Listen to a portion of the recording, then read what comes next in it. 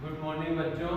आज हम हिंदी में पाठ 3 चोर का बलिदान पाठ का दौरान कार्य कर रहे हैं। आप लोगों ने ये कहानी पहले भी सुनी है, एक बार फिर से मैं सुना देता हूँ। इसमें 3 दोस्त होते हैं, एक तो राजा का लड़का है, एक व्यापारी का है और एक अन्य व्यक्ति का लड़का, जो कि तीनों घनिष्ठ मित्र होते हैं। अब ये तीनों ही निठल्ले होते हैं, किसी काम के नहीं होते। ये अपने पिता के पैसों पर जो है वो ऐश की जिंदगी जी रहे होते हैं।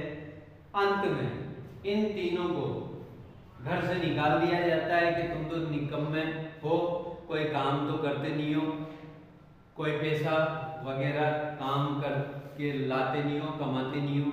तो इतने में तीनों दोस्त एक साथ चल पड़ते हैं और राजा का जो लड़का होता है वो कहता है कि भाई यहाँ से कहीं दूर पहाड़ी पर हीरे की पहाड़ी है, जहाँ पर चल करके हम हीरो को लेकर के आए और हीरो से हम जो है धनवान बन जाए।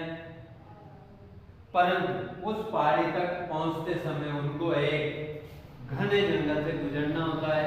उस घने जंगल में भयानक डाकू रहते हैं, लुटेरे रहते हैं।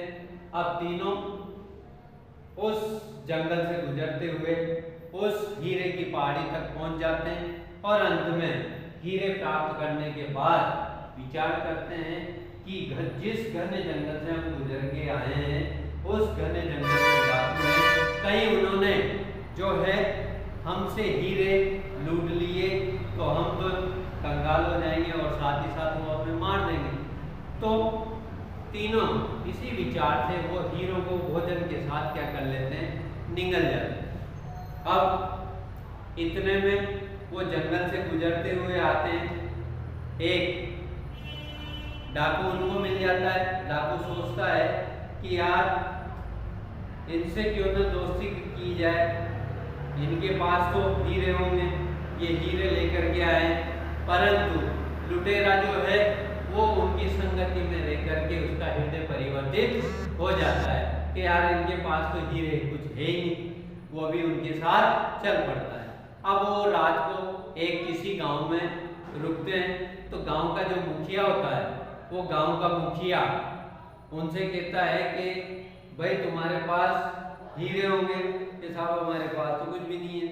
परंतु जो मुखिया का तोता होता है वो कहता है कि इनके पास हीरे हैं, तो उनकी तलाश ली जाती है परंतु नहीं मिलते।